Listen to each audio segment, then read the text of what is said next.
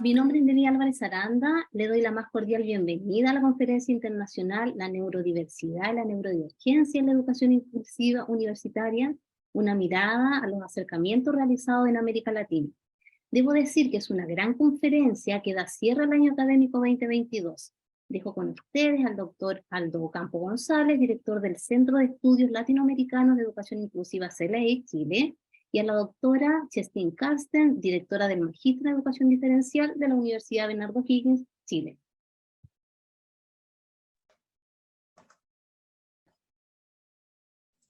Ahora sí. Bueno, gracias Nelly por el contexto y el pase. Bueno, agradecerle a nombre del Centro de Estudios Latinoamericanos de Educación Inclusiva CELEI estar acá, el haber tenido la gentileza de volver a conectarse el día de hoy, que nos reúne un erudito que ha venido trabajando en el contexto latinoamericano, el tema de la neurodiversidad, un tema tan necesario de poder entender en sus propios términos, y de poder justamente llevar este saber a nuestras comunidades de práctica.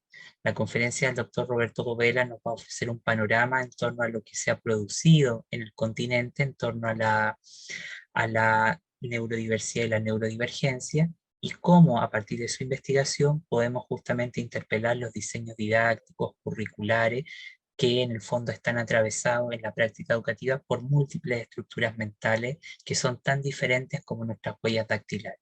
Quiero agradecer muy afectuosamente a Tatiana y a su equipo por haber juntado nuevamente fuerzas para este espacio, y de manera muy especial a cada uno de ustedes por haber asistido el día de hoy, y de manera extraordinaria al doctor Roberto por estar acá el día de hoy con nosotros. Muchísimas gracias, Nelly.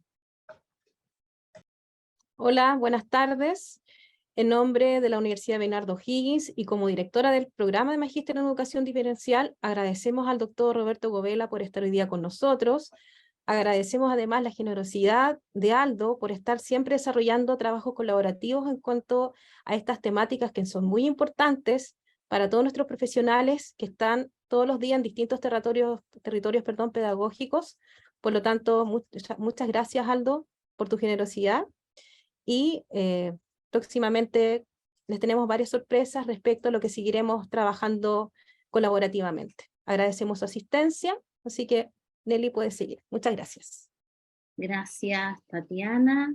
Gracias, Aldo. Bueno, hoy tengo el honor de presentar a nuestro ponente, pero desde ya les recuerdo dejar en el chat sus preguntas que serán respondidas al finalizar la conferencia. Y no olvidar que quedará un link para que registren la asistencia. Les cuento que el doctor Roberto Govella Espinosa es catedrático e investigador nivel 1 en el Sistema Nacional de Investigadores. Tiene una maestría en Antropología Urbana y en el trabajo del Centro de Investigaciones y Estudios Superiores en Antropología Social. Es doctor en Ciencias Sociales por parte del Colegio de Jalisco. Su indagación doctoral versó sobre la inclusión sociolaboral de jóvenes con discapacidad en empresas ubicadas en la zona metropolitana de Guadalajara. Ha participado en numerosos congresos nacionales e internacionales y ha escrito muchos artículos científicos y capítulos de libros relacionados con la inclusión educativa, social y laboral de las personas con discapacidad, en especial las que están dentro de la condición del espectro autista. Actualmente forma parte de la Red de Gobernanza Metropolitana, la Cátedra de los Derechos Universitarios de la Universidad de Guadalajara y el Observatorio Ciudadano que da seguimiento a la aplicación de la Convención sobre los Derechos de las Personas con Discapacidad en el Estado mexicano de Jalisco. Dejo con ustedes al doctor Govella con la conferencia internacional titulada La neurodiversidad y la neurodivergencia en la educación inclusiva universitaria, una mirada a los acercamientos realizados en América Latina. Cuando guste, doctor Govella. Muy bien, buenas tardes. En primer lugar, muchas gracias al doctor Aldo Campo y al equipo de CELEI por haberme invitado a esta conferencia. Agradezco muchísimo el espacio. Y bueno, mi charla va a tener dos partes. La primera parte voy a hacer como un marco conceptual para diferenciar un poquito lo que es lo que se ha llamado neurotípicos, neurodiversidad y neurodivergencia. Pero más que el marco conceptual, quisiera hacer como algunas reflexiones sobre estos conceptos. Entonces, inicio con el concepto de neurotípico. Este concepto de neurotípico, bueno, se ha escrito muchísimo al respecto. De hecho, si rastreamos de dónde viene esta idea de alguna manera el concepto de neurotípico, el concepto anterior es el concepto de hombre promedio o hombre medio, que surgió en el siglo XVIII con Quelet. Fue una época en que de alguna manera pues había como muchas reflexiones sobre el campo de la demografía. Por ejemplo, aquí también tenemos las aportaciones de Malthus, y en donde se refería que había como un cierto prototipo de ser humano que era como el más funcional, el más productivo, y todos aquellos que quedaban fuera de esto se consideraban como disfuncionales o imperfectos. De ahí proviene este concepto que, bueno, se ha desarrollado a lo largo del ciclo y que de alguna manera sigue teniendo pertenencia. En este sentido, estoy tomando las referencias de un autor que es Nick Walter, que en el 2014 hace una diferenciación de estos conceptos que me parecen como muy clarificadores. Por ejemplo, este autor refiere que neurotípico significa tener un estilo de funcionamiento neurocognitivo que se encuentra dentro de los estándares sociales dominantes de lo normal. Por eso quise referir, bueno, de dónde viene este concepto de hombre medio normal, pues viene desde las aportaciones de Quelet y de la sociodemografía. Neurotípico es lo contrario de neurodivergente. La neurodiversidad es la forma de ser de la que se apartan las personas neurodivergentes. Neurotípico tiene el mismo tipo de relación con neurodivergente, que es con neurodivergente. Entonces, en este sentido, vemos que neurotípico es, digamos, la oposición a neurodiversidad. En cuanto al concepto de neurodiversidad, bueno, ya sabemos la historia, ustedes tuvieron la maravillosa oportunidad y, bueno, servidor también de escuchar la conferencia magistral de Judith Singer, que fue la que acuñó el término. Y bueno, retomando a Nick Walter, refiere que el concepto de neurodiversidad se puede ver desde como concepto, como movimiento y como paradigma. Entonces, como concepto, refiere que la neurodiversidad es la diversidad de la mente humana, la variación infinita del funcionamiento neurocognitivo dentro de nuestra especie. Aquí es muy interesante porque en un principio, cuando se hablaba del concepto de neurodiversidad, y sobre todo Thomas Armstrong, cuando en su libro El poder de la neurodiversidad, de alguna manera refería la idea de que solamente personas que estaban dentro del espectro autista, que tenían déficit de atención, dislexia, inclusive Armstrong habla también de las personas con depresión, eran aquellas que estaban dentro de la neurodiversidad, pero más adelante se refirió que no, que todos entramos dentro del campo de la neurodiversidad, tanto los neurotípicos como este tipo de condiciones que he referido. En cuanto al concepto de neurodiversidad como paradigma, este autor, Nick Walter, refiere a tres elementos. Dice, la neurodiversidad es una forma natural y valiosa de la diversidad humana. Entonces, si naturalmente vivimos en un entorno donde hay diversidad vegetal, diversidad animal, ¿por qué no podemos hablar de una diversidad humana? Entonces, bueno, en ese sentido es algo natural. La idea de que existe un tipo de cerebro o mente normal o saludable o un estilo de vida correcto de funcionamiento neurológico es una ficción culturalmente construida y no más válida que otras ideas acerca de, por ejemplo, la etnia, el género, la cultura, la etnicidad. Siempre de alguna manera podemos hacer esto.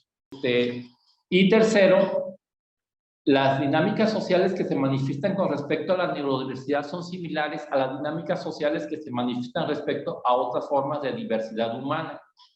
Es decir, la diversidad cultural, étnica, por género o por movimientos culturales. Y finalmente el concepto de neurodiversidad como movimiento, que es un movimiento que busca la justicia social y que todas las personas que están dentro de en este caso neurodivergencia, pues accedan a todos los derechos que son o que pertenecen. Entonces, aquí me hice una pregunta hace tiempo en un congreso, yo escribí un texto que se llama sobre el movimiento de la neurodiversidad, y bueno, hablé un poquito cómo surgió este movimiento en los países anglosajones. A partir de ahí, bueno, se ha escrito muchísimo y bueno, es muy común ya en internet encontrar esta historia. Pero yo me preguntaba si en América Latina se puede hablar de un movimiento social de la neurodiversidad. Y bueno, hasta donde yo he encontrado no se podría hablar, porque bueno, si hablamos, por ejemplo, del movimiento de vida independiente, ahí sí hay como varias sedes y organizaciones que pugnan por de alguna manera que las personas, sobre todo discapacidad motora, accedan a los derechos. Pero en la cuestión de las personas que están dentro de la neurodivergencia, más bien se ha discutido a nivel académico o se han ofertado como cursos, conferencias o esfuerzos por la inclusión de la academia. Pero no es así como asociaciones civiles, digamos, que difundan ese movimiento. Sí existen, pero no como el poder que tiene, por ejemplo, el movimiento de vida independiente.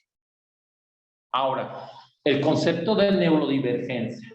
Bueno, este concepto de neurodivergencia de alguna manera surge a raíz de cómo diferenciar la idea del concepto de neurodiversidad, que todos estamos dentro de la neurodiversidad, y para diferenciarlo como que los neurodivergentes son los que están dentro del espectro autista, los que tienen dislexia, depresión, etc.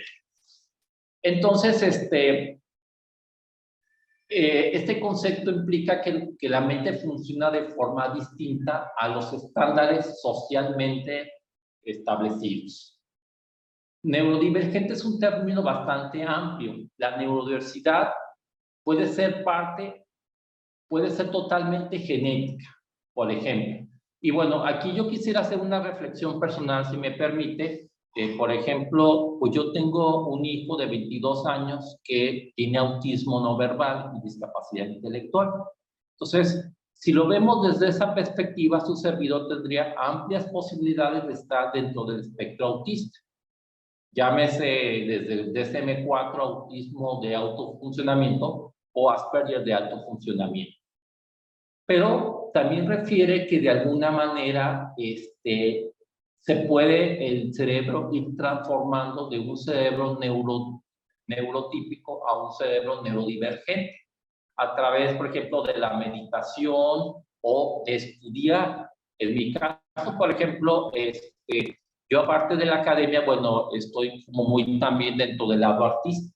Desde la preparatoria, pues empecé a tocar flauta dulce. Después de la universidad aprendí a tocar guitarra. En la preparatoria, en la universidad me empecé a meter a cursos de literatura, donde empecé a escribir poesía, empecé a escribir cuentos. Entonces, de alguna manera, eso empezó como a transformar mi cerebro, en el sentido que desarrollé más la parte del hemisferio que tiene que ver con la creatividad y todo esto. Pero desde mi punto de vista, la misma poesía también ya es neurodivergente, porque la poesía implica trastocar el significado que tienen las palabras, darles un significado distinto, ponerlos en contexto diferente. Entonces, de alguna manera, eso hace que sea neurodivergente. Entonces, los grandes poetas, por ejemplo, ustedes tienen a los inmortales Pablo Neruda y Gabriela Mistral, grandes poetas chilenos, y en México, bueno, pues podemos pensar en Octavio Paz, por ejemplo. Entonces, de alguna manera, creo que podemos hablar que desde un punto de vista genético podemos nacer, digamos, con esa condición porque algo que con lo que nacemos y con lo que nos desarrollamos, esa condición neurodivergente. Pero también nuestra formación académica, estudiar otras cosas, ver el mundo desde un punto de vista distinta, creo que también eso hace que podamos volver o transformar nuestro cerebro de una manera neurodivergente. Y bueno, de alguna manera, desafortunadamente, parte de las personas que están dentro de la neurodivergencia, que tienen un origen genético, siempre tienen otro tipo de problemas como la epilepsia, por ejemplo. Mi hijo, pues siempre ha sufrido por el problema de la epilepsia y que son elementos que también forman parte de la neurodivergencia. Y por ahí, en un blog que escribió un investigador que apoya esta causa, que es Ernesto Reaños de Perú, él hablaba en uno de sus blogs que también de alguna manera lo que en un tiempo se llamaba enfermedades mentales, que ahora se llama discapacidad psicosocial, como la esquizofrenia, el trastorno bipolar, también de alguna manera son formas de neurodivergencia. Entonces, en ese sentido es muy interesante porque a lo largo del tiempo hemos visto cómo se ha pasado de un concepto, digamos, más hegemónico de neurotípico como el único modelo neurológico que existe, a la idea de neurodivergencia, que es así como personas que su cerebro funciona de forma distinta, y la idea de neurodiversidad, en donde todos de alguna manera estamos dentro de la neurodiversidad.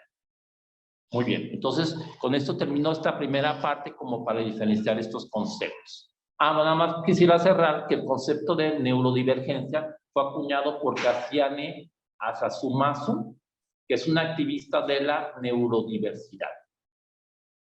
Ahora, la metodología.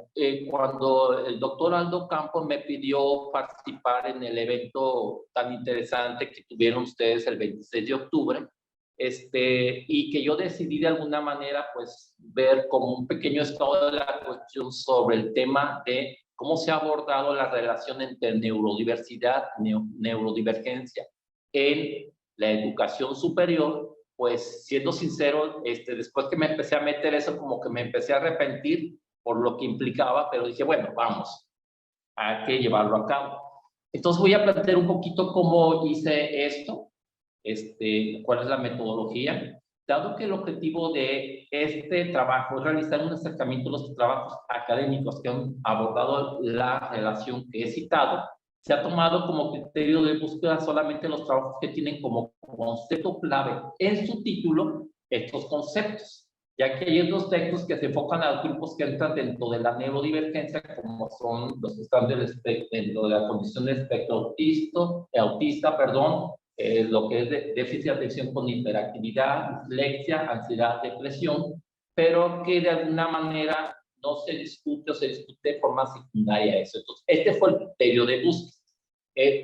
Se buscó las siguientes bases de datos: ProQuest, One Academic, ProQuest, disertaciones y tesis, Science Direct, Universidad de Cambridge, Oxford Académica, Expo, Redalit y CIEL. Entonces, en esas bases de datos se hizo esa búsqueda.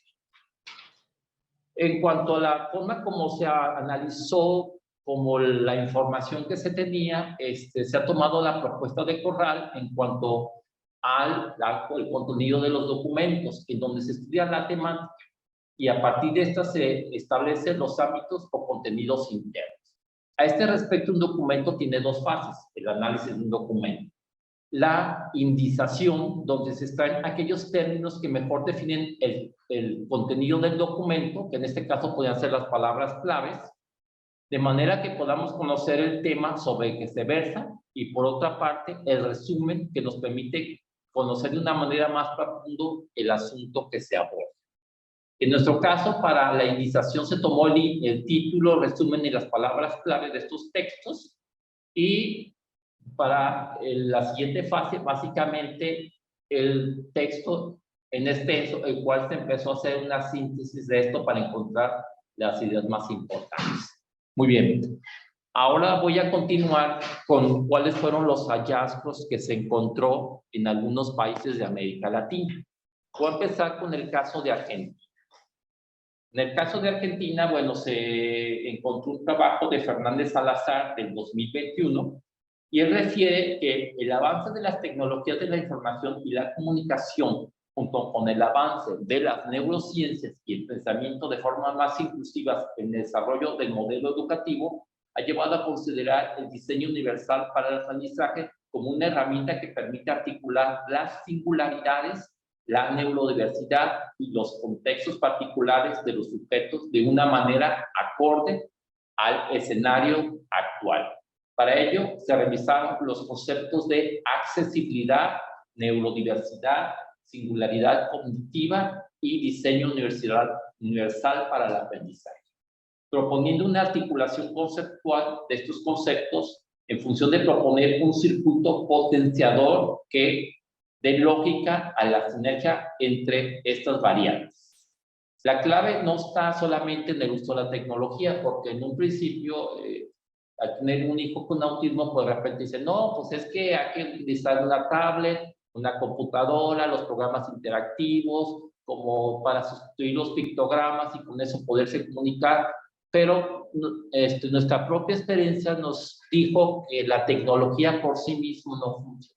Hay que tener todo un respaldo teórico y pedagógico para que pueda de alguna funcionar, y es un poquito la reflexión que hace en este sentido, no solamente ver estos conceptos, sino cómo se puede hacer una propuesta al respecto. Entonces, en este sentido se hace una articulación entre la accesibilidad, la singularidad cognitiva, la neurodiversidad y el diseño universal del aprendizaje, y con ello se establece lo que este autor llama un circuito potencializador de las posibilidades de los sujetos en situación de aprendizaje. Muy bien, esa es la aportación que encontré en Argentina. Luego vamos con el tema de lo que se encontró en Brasil. Aquí encontré un estudio de López Bolzoni del 2022 que tuvo como objetivo comprender cuáles son las representaciones sociales en el ámbito académico sobre las personas neurodiversas, y los datos que se recuperaron de forma cualitativa mediante una puesta en línea de un cuestionario semiestructurado basado en la técnica de asociación de palabras libres. Se encontró por un lado la existencia de varias etiquetas negativas sobre la neurodiversidad que obstaculiza la inclusión de los alumnos con esta condición. En este caso, sería más adecuado neurodivergencia. Y por otro lado, cómo pese a las buenas intenciones de los docentes, las mismas estructuras institucionales y la falta de información sobre la neurodiversidad no solo les genera una visión parcial y errónea de los alumnos con esta condición, sino también que no existen las condiciones laborales para generar. Entonces, me pareció muy interesante y me vi reflejado porque, de alguna manera, cuando en un salón de clases se tienen personas con diferentes tipos de discapacidad motora, sensorial, cognitiva, el reto del maestro es que tiene que establecer estrategias distintas para cada uno de estos, pero el maestro muchas veces está saturado de trabajo, de grupos, y eso hace que no pueda atender a los mismos estudiantes.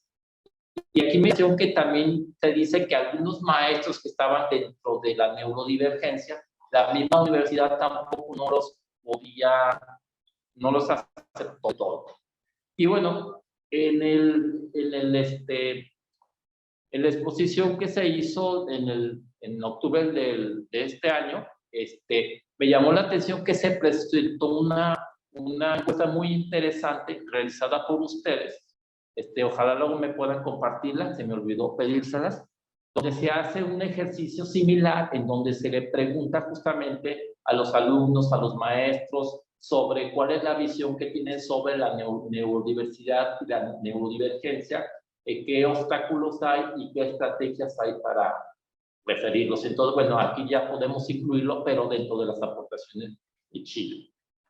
Muy bien. Ahora continuamos con lo que son las aportaciones de su país, que me parecieron como que van como muy a la vanguardia en ese sentido, y hay como distintas aportaciones.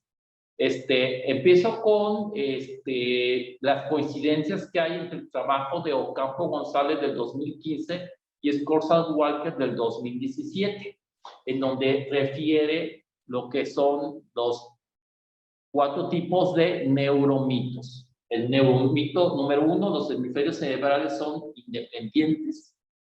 Neuromito 2, utilizamos solamente el 10% de nuestro cerebro. El 3, educar en función de los estilos de aprendizaje permite el desarrollo de prácticas efectivas, y los periodos críticos no solo potencian las oportunidades cognitivas en la infancia. Entonces me parece muy interesante porque estos autores refieren de alguna manera que, bueno, a pesar que se ha comprobado desde la neurociencia que no es cierto estos neuromitos, de ahí el nombre, de alguna manera siguen aplicándose para establecer las estrategias para incluir a los alumnos en el aula. Entonces creo que en ese sentido pues es una crítica muy interesante. También encontramos dos trabajos más de Ocampo González, uno del 2015 y otro del 2020, que hace otras aportaciones.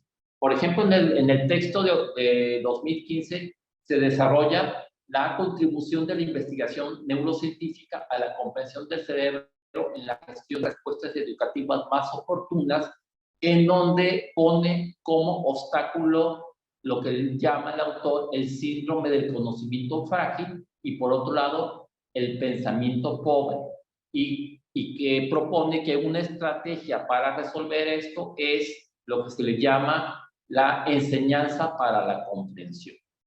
También refiere a la importancia de la neurodidáctica. En cuanto al trabajo de Ocampo González de 2020 encontramos el poder de la neurodiversidad y los alcances que tiene para la práctica educativa, tomando como referencia pues, el libro clásico del poder de la neurodiversidad de Armstrong, la perspectiva del desempeño en la acción, que es demostrar lo aprendido, la evaluación de lo aprendido y la neurodiversidad para apostar por las cualidades de la comprensión y la pedagogía de lo menor, que es una praxis educacional con las singularidades múltiples en contextos y tiempos diversos. Ahí el autor aclara que cuando se habla de menor no significa que es menos importante, sino al contrario, que es como la pedagogía como de la vida cotidiana, como del mundo de la vida, como diría Alfred Schutz, que desde la perspectiva de la fenomenología, o como diríamos los antropólogos, que sería una etnografía de la vida cotidiana a una etnografía del aula. También encontramos otro texto de este autor del 2020 donde se pregunta ¿cuáles son los alcances políticos, sociales, educativos y culturales de la neurodiversidad y la educación inclusiva? Para contestar esto hace una profunda discusión teórica. Como reflexión final propone que la inclusión debe buscar articular procesos que trabajan en contra de mecanismos retóricamente complacientes que conducen a un perverso efecto de asimilación cuando entienden la diversidad como ideal de asimilación. Lo que busca la inclusión es que se está comprometido con derribar las estructuras de asimilación inclusiva. Cuando las estructuras sociales educativas se mantienen intactas, estas se mantienen también intactas las estructuras de opresión y dominación. Y aquí también me surgió una reflexión, porque yo había dicho que puedes, digamos, nacer con un cerebro neurotípico, pero sí, de alguna manera, a través de la educación, de la meditación, bueno, Nick también hablaba del uso de otro tipo de sustancias, digamos, prohibidas, pero bueno, no entraré en eso. Y también, y yo hacía referencia que, bueno, también a través de la poesía y la música puede transformarnos el cerebro neurotípico a neurodivergente, pero creo que también la formación académica lo puede hacer, pero siempre y cuando esta formación académica rompa como los paradigmas usuales, porque con este texto del doctor Ocampo González, él hace algunas alusiones a conceptos de la antropología postmoderna. Y esta antropología postmoderna creo que en sí mismo es como un rompimiento de la antropología tradicional y por lo tanto se puede considerar, espero que no referir el tema como una especie como de perspectiva humanista, perspectiva académica neurodivergente. Finalmente, dentro de Chile, encontramos el texto de López Astorga, que se aleja de los tres académicos, de los tres trabajos que he citado anteriormente en este país. Cuestiona los resultados del experimento de lógica de Pixnacker que se realizó en el 2009, que aplica tanto a grupos de estudiantes neurotípicos como aquellos que estaban dentro del espectro autista, ya sea citando al DSM-5, porque en el DSM-4 pues todavía se hace una diferenciación entre autismo y Asperger. Su servidor está con la postura de que creo que tienen que seguir separados, porque de alguna manera el englobar todo dentro del concepto del espectro autista, se piensa nada más en los autistas de alto funcionamiento y se deja de lado aquellos autistas como mi hijo, que son autismo no verbal con discapacidad intelectual. Y también se ahonda sobre el mito de que todas las personas con autismo son potencialmente genios, cuando solamente un porcentaje muy pequeño de los mismos son. Entonces, su servidor sigue defendiendo la postura de que hay que diferenciar entre autismo y Asperger. Pero bueno, ese es como para debate. Entonces, y en este sentido, creo que me parece como muy interesante esta propuesta esta crítica que hace López Astorga a esta lógica de Pignacher, en donde salen con puntajes más altos las personas que están dentro del espectro autista y las personas con Asperger. Pero este autor, más que verlo como algo positivo, lo ve como negativo, porque es un pensamiento cerrado que solamente puede codificar ciertos elementos como la lógica clásica, que A más B es C, y que no se puede salir de esto. Y esta autora refiere que no, que de alguna manera pues, tenemos que ver esto como a la luz de la neurodiversidad, como una forma distinta de procesar la información y por lo tanto como una alta capacidad para resolver problemas lógicos. Se ha dicho que las personas que autismo de alto funcionamiento, Asperger, pues son muy buenas para las actividades académicas, para las actividades científicas, pero también para cierto tipo de trabajos que una persona neurotípica no podría soportar llevar como una rutina o un seguimiento muy estricto y muy puntual sobre las cosas. Entonces, por eso yo digo que los académicos de alguna manera luego adquirimos estas cualidades de la neurodivergencia porque pues, nos caracterizamos por buscar información, sistematizar y somos muy perseverantes. Bueno, tercos, como diríamos aquí en México. Otro país en donde también revisé lo que es esta producción es en Colombia.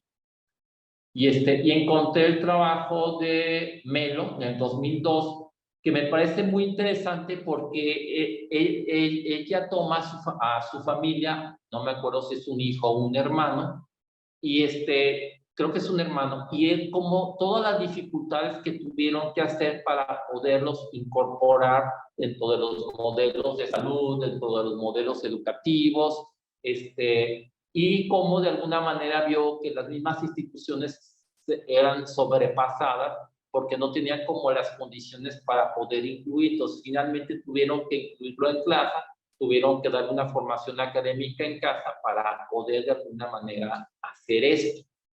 Y recuerda mucho un librito que su servidor con otras personas coordinamos, en donde le pedimos a los papás con hijos con autismo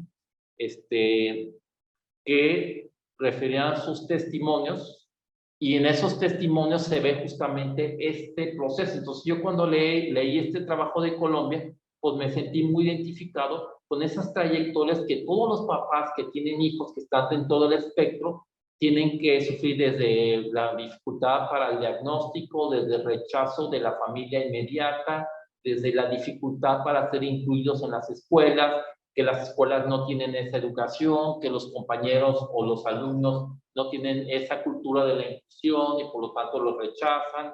No se diga cuando tienen que tener una inclusión en el ámbito educativo, etcétera, etcétera, etcétera. Entonces, por eso me parece como muy interesante, sobre todo la reflexión de la dificultad que tiene para ser incluidos en las escuelas, cómo las escuelas todavía no tienen esa capacidad para ver esto. También encontramos un texto de Acevedo del 2022, en donde de alguna manera desmonta las posturas desde el modelo médico o modelo médico hegemónico que califica a las personas que están dentro de la neurodivergencia como seres que tienen una disfunción. Y que más bien esto debe calificarse como parte de los circuitos neurológicos diversos, ¿sí? Y también Acevedo tiene un texto muy interesante donde hace una referencia sobre la relación entre la neurodivergencia y la lectura. Y entonces refiere que como primera medida se tiene que concientizar sobre los procesos y las estrategias que se despliegan para revertir estas tendencias como hegemónicas, y que la lectura sea un medio como para poder conocer lo que es la neurodiversidad o la diversidad humana y todas las ideas que existen. También propone como segunda medida importante obtener de los materiales escritos de las personas que están dentro de la neurodivergencia para ver cuál es el punto de vista que tienen sobre esto.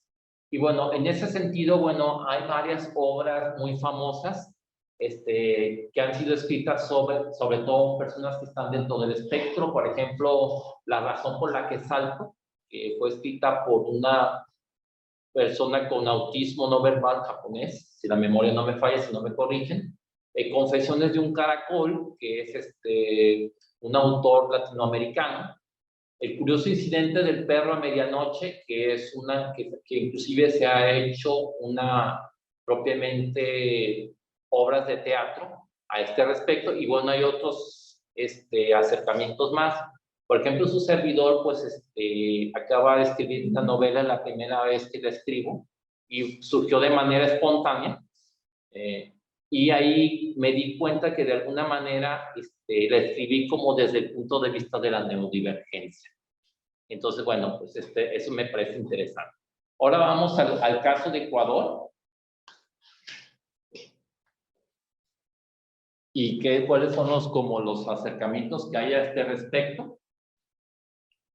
En el caso de Ecuador, observamos las aportaciones de Guerra y Grecia del 2019, y aporta como principal resultado la sistematización conceptual y metodológica del constructo neurodiversidad y su valor para generar propuestas para la inclusión educativa. Entonces, bueno, pues aquí tenemos este concepto. Ahora, ¿cómo lo aplicamos para generar esto?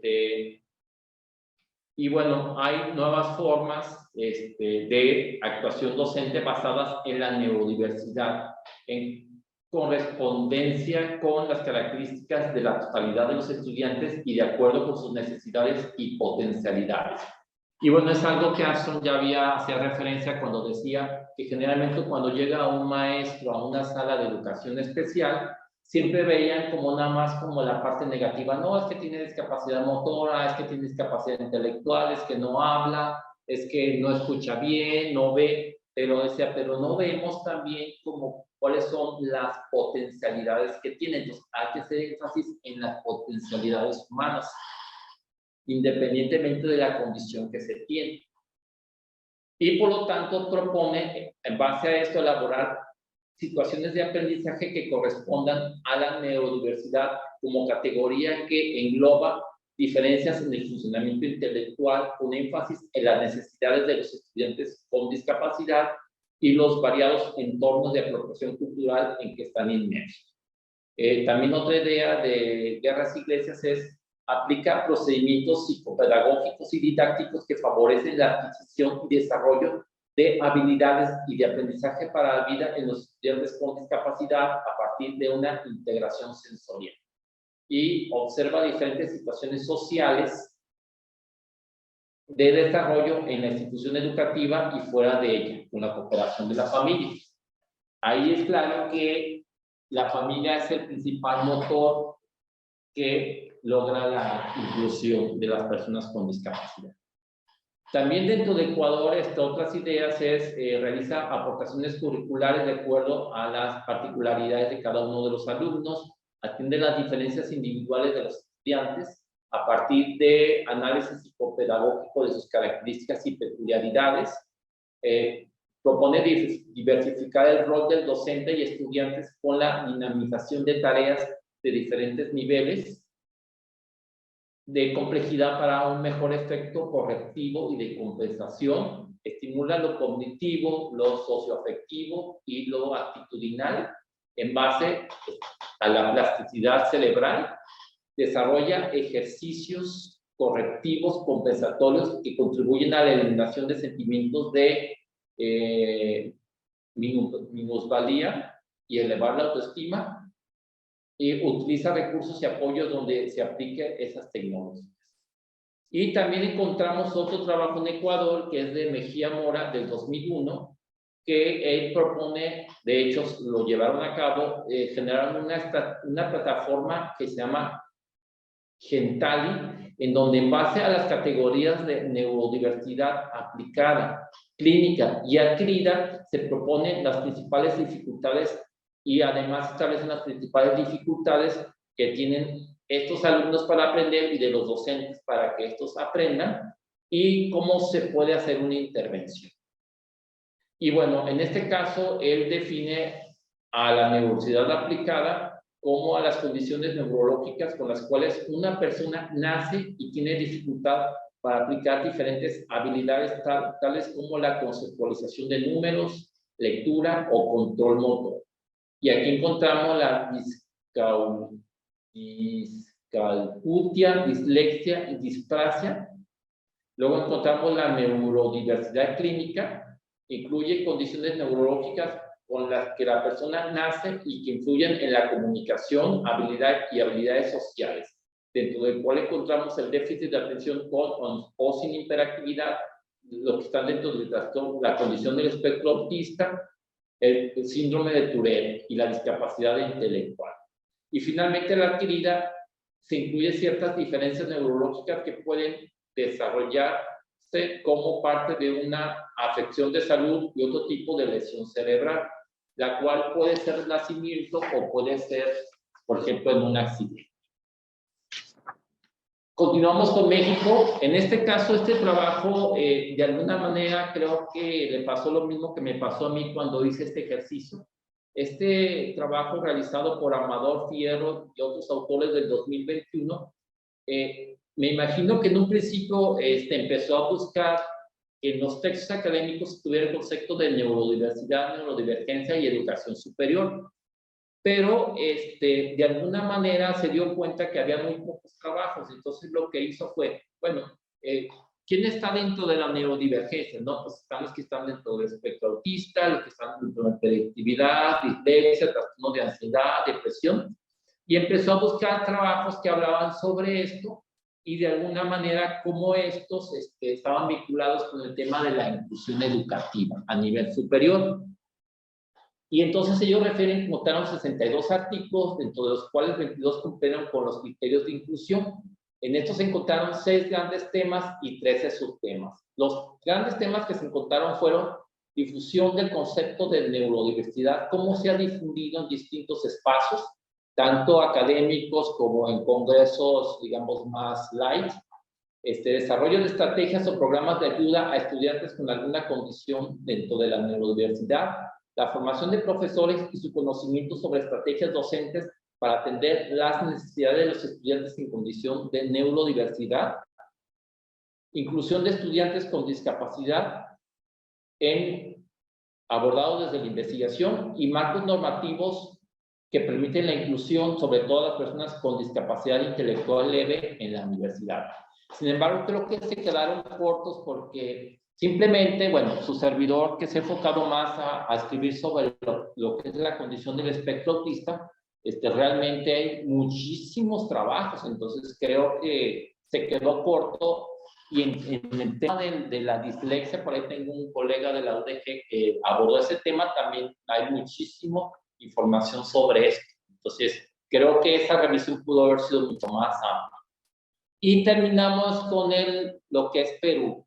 Aquí en este caso de Perú, no se enfocó directamente a la relación con la educación superior, pero lo incluí porque me parece que este trabajo de Ernesto Reaño es como muy interesante y me parece como que muy desaprovechado. Y bueno, la obra que estoy haciendo referencia es del 2007 y se llama El retorno a la aldea, neurodiversidad, autismo y electronalidad.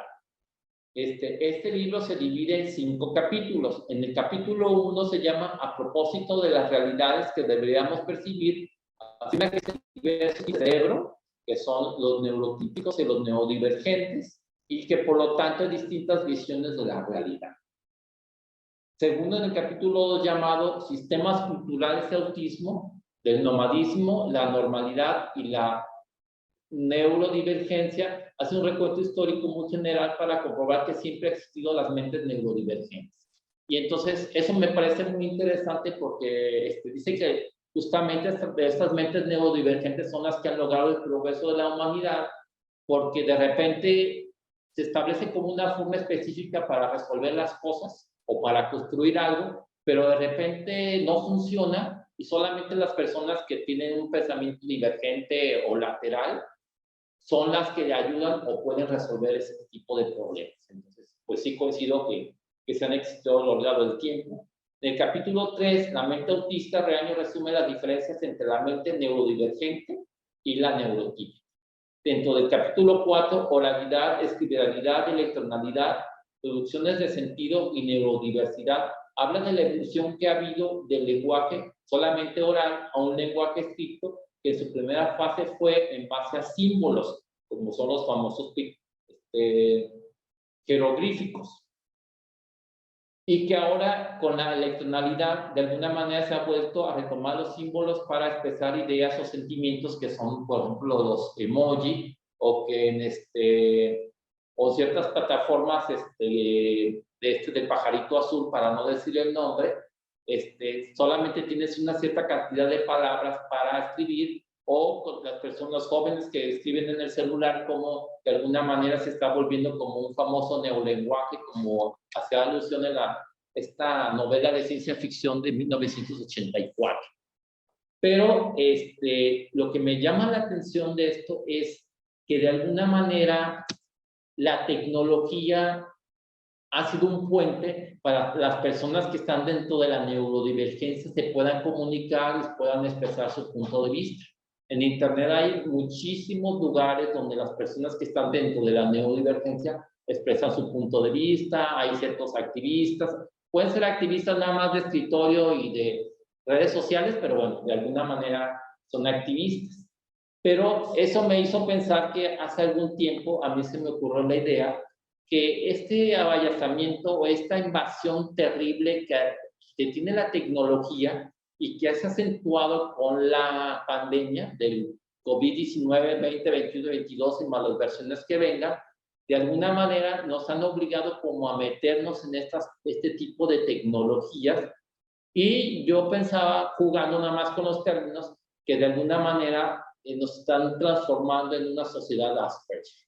Sociedad Asperger en el sentido de una sociedad pensada nada más como una hiperespecialización del conocimiento, que es una característica de los Asperger, digamos, se obsesionan sobre un tema, se vuelven expertos en ese tema y pueden innovar en ese tema. En ese sentido, se ha hablado de grandes famosos en el campo de la tecnología que supuestamente son Asperger, entre comillas, pero también un poco la idea que la tecnología y estos neolenguajes de alguna manera forman parte de esta. Entonces, de alguna manera, pues estamos como transformarnos a una sociedad Asperger, si me permiten el concepto.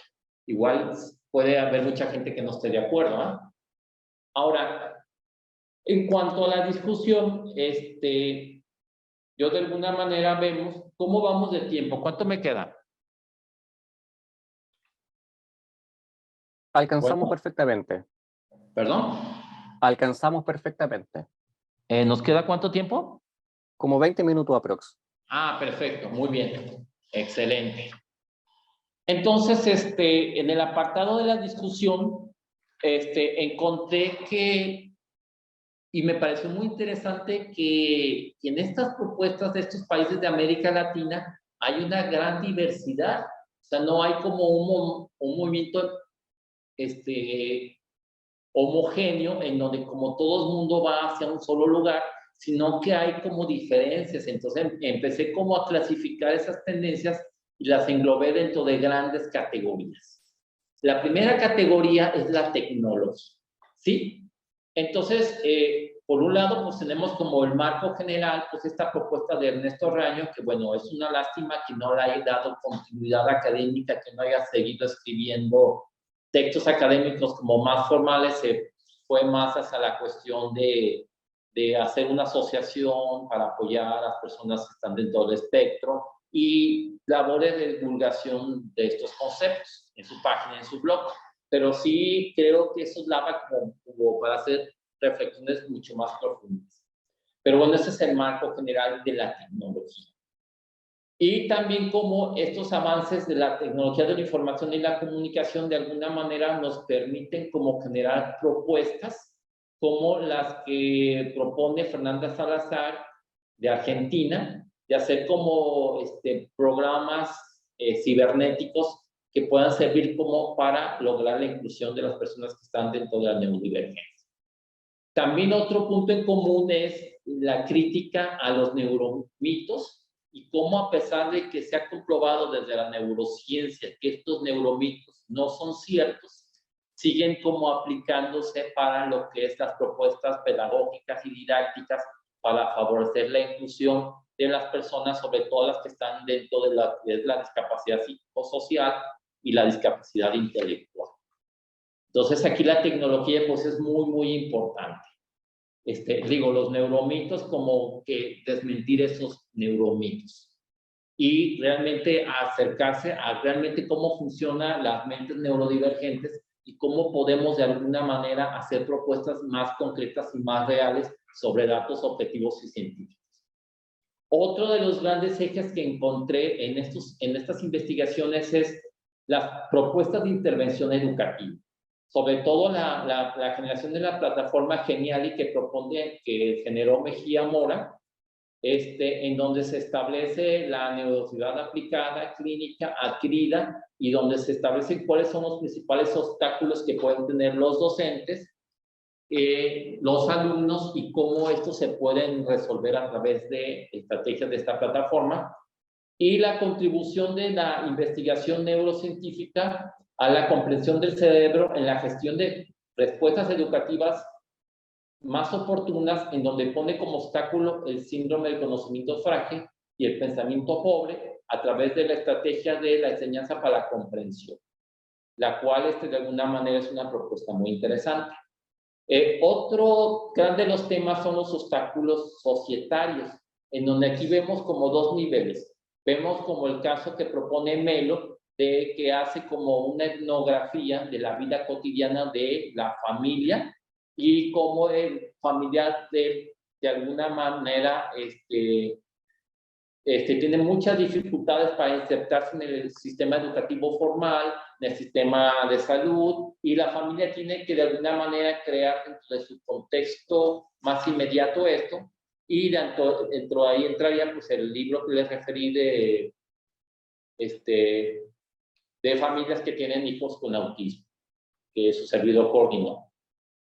Y bueno, pero también vemos como los obstáculos que están dentro de la misma universidad, en el sentido de que pues no hay suficiente información sobre el tema, y que los maestros que tienen una buena disposición para generar estrategias para los estudiantes universitarios o sistema de educación media y superior, de alguna manera por la sobrecarga de trabajo, por la falta de apoyo de las mismas autoridades, no pueden lograrlo. Creo que ahí lo ideal es que si hay un maestro donde tiene personas con diferentes tipos de discapacidad, creo que se tendría que darle mucho más apoyo y digamos, sacarlos dentro de la saturación de actividades. También otro de los grandes temas es, bueno, ya lo referí, los grandes obstáculos que hay en las instituciones educativas, en donde también lo refiere López Bolsoni y lo refiere también el trabajo de México, en donde de alguna manera encuentran que pues no hay suficiente cultura, no hay suficiente difusión, no hay suficientes apoyos, cuestiones que también coinciden con López Bolsoni cuando refiere que cómo es posible que si los alumnos que están dentro del espectro ponen mayores puntajes para resolver problemas de lógica, se considere como un desacierto y no como algo positivo. También otro de los grandes temas que encontré es que la mirada desde el déficit pese a la evidencia. Entonces, seguimos con ese afán de decir que las personas que tengan una discapacidad, llámese psicosocial, intelectual, que estén dentro de la diversidad funcional o de la neurodivergencia, siempre ver la parte negativa y no ver la parte positiva de que, bueno, finalmente son formas distintas de ver la realidad y por lo tanto nos pueden aportar aportaciones muy creativas y muy novedosas para resolver problemas. Y que Doctor Roberto, perdón por interrumpirlo, justo en esta etapa tan importante, le quedan 3 minutitos. Ah, perfecto. Muy bien. Muchas y gracias. el último tema, pues, la relación que existe entre lectura y neurodivergencia. Reflexiones finales. Bueno, pues de alguna manera vimos que, primero, que la mayoría de los acercamientos son del 2019 para acá. Generalmente todos, eso significa que la producción académica sobre el tema de la neurodiversidad, neurodivergencia es más o menos nueva y está emergiendo. Vimos que son solamente algunos pocos países en donde se encontraron trabajos, sin que esto signifique que no existan más, porque yo encontré como las bases de datos más usadas y que tienen los mejores ratings, pero hay muchas tesis de licenciatura, de maestría o muchas bases de datos que no son muy conocidas y que seguramente habrá trabajos ahí muy valiosos que de alguna manera podrían rescatar. Muy bien, con esto cierro mi intervención y de nuevo muchísimas gracias por su invitación y bueno, estoy abierto a las dudas o cuestionamientos o preguntas que tengan. Muchísimas gracias, doctor. Muchas gracias por esta investigación bibliográfica que usted ha hecho. Carlos, creo que hay dos preguntas. Sí, hay 2 preguntas en el chat que las voy a plantear unidas. Sí. En la primera se señala lo siguiente. En su país y de acuerdo a lo investigado, ¿cómo aprecia la inclusión educativa para estos estudiantes TEA con necesidades educativas especiales o alguna discapacidad? Y la segunda va desde su punto de vista, ¿qué nos puede compartir sobre el apoyo de la familia frente a sus hijos con TEA y qué tan preparados están para su intervención los docentes especialistas en lo académico? Muy bien. En el caso de México, creo que yo voy a hablar sobre el caso específico de la que es la ciudad de Guadalajara, la zona metropolitana de Guadalajara y el estado de Jalisco, que bueno, son de hecho como más estudios de caso. Y yo ahí veo que las universidades apenas están empezando con el proceso de incluir a sus alumnos con discapacidad en general. Creo que realmente Informa ha empezado apenas a partir del 2015 cómo empezar a implementar como programas para que los alumnos con diferentes tipos de discapacidad puedan ser incluidos en las universidades, tanto públicas o privadas. En este caso, bueno, va a la vanguardia lo que es la Universidad de Guadalajara, pero también hay otras universidades privadas que tienen como esos apoyos. Eso es en cuanto a la discapacidad en general. En cuanto a los alumnos que están dentro de la neurodivergencia, creo que sí todavía falta muchísimo por trabajar, porque de alguna manera todavía se les ve como los alumnos raros, como los atípicos, como el nerd, el ñoño, que bueno, son términos de México, como el que nada más está metido en los libros, que no socializa y que de alguna manera hace falta apertura. De hecho, a nivel estadístico, bueno, pues mientras sí hay estadísticas confiables de lo que es la discapacidad motora, discapacidad sensorial, visual, auditiva y intelectual en general, es muy difícil encontrar estadísticas que hablen sobre lo que son las personas que están dentro de la neurodivergencia, por ejemplo, de espectro autista, dislexia, déficit con atención, y en las universidades apenas se está empezando a conocer. Entonces, Creo que es un camino que tiene poco tiempo de iniciado y todavía el término de neurodiversidad, neurodivergencia es como muy poco común, y todavía el hecho de que una persona dice que es una persona que está dentro del espectro autista, pues sigue siendo un misterio en el sentido de que se piensa que es una persona que o está completamente oculta en su mundo, porque desafortunadamente el concepto de autismo es hacia sí mismo.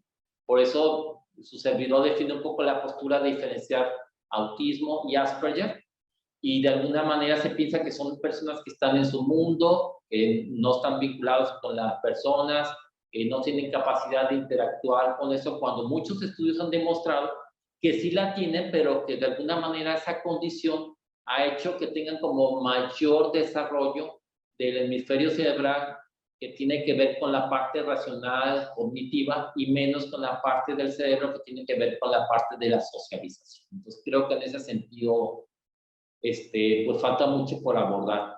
En cuanto al apoyo de las familias, por lo menos en la legislación mexicana, también estamos muy atrasados, porque todavía está este paradigma de que los apoyos deben ser hacia la persona con discapacidad en específico. Y se olvida que las personas con discapacidad están dentro de una familia, y que la diferencia entre una persona con discapacidad que logra su plena inclusión, la diferencia es la familia.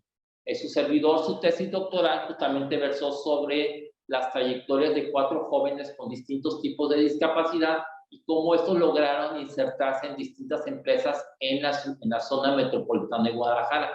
Y encontré que la diferencia entre una persona con discapacidad que logra incluirse educativamente, laboralmente, socialmente, es que las familias aceptan a esa persona con todas sus características y le empiezan a apoyar y le entregan en su familia como si fuera un integrante más de su familia. Entonces, esa es la enorme diferencia. Entonces, cuando vemos que todavía está la idea que se tiene que apoyar con un estímulo económico o con un programa a la persona con discapacidad como si estuviera aislada, es un gran error, porque se tiene que apoyar a la familia, porque la familia es la que finalmente logra ese primer gran paso, que es la inclusión de estos alumnos, de estas personas con discapacidad en su formación inicial. Bueno, aquí en México es kinder, primaria, secundaria, preparatoria, universidad. Entonces, hasta la secundaria, la preparatoria de la familia es importantísima para eso. Entonces, ya hay algunos apoyos, porque también en la discusión académica se ha discutido mucho el tema de los cuidadores y la importancia primordial que tiene el cuidador para que una persona con discapacidad salga adelante. Y ya se le empiezan a dar ciertos apoyos, pero creo que todavía son insuficientes y de alguna manera falta mucho por hacer. No sé si con esto contesté la pregunta. Si tienen alguna duda, con gusto.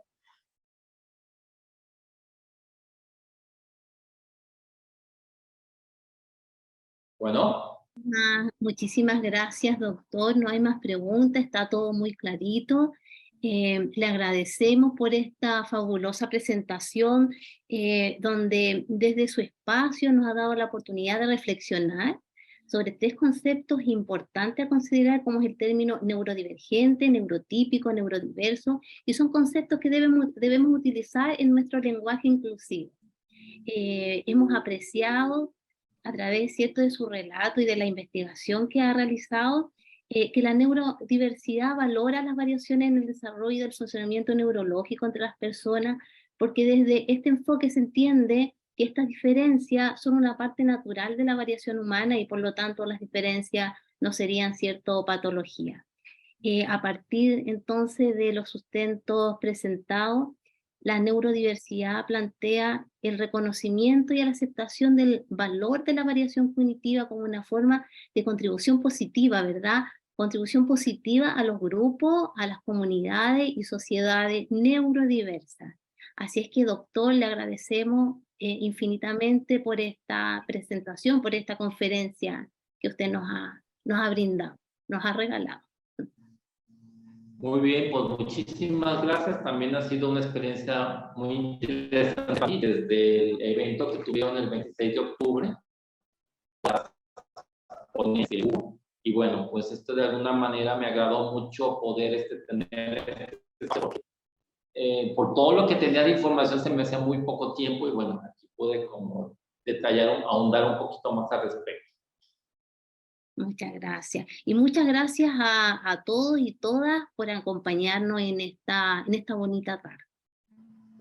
Y esperamos, ¿cierto?, vernos nuevamente. Un abrazo al doctor Roberto Govela y a cada uno de ustedes.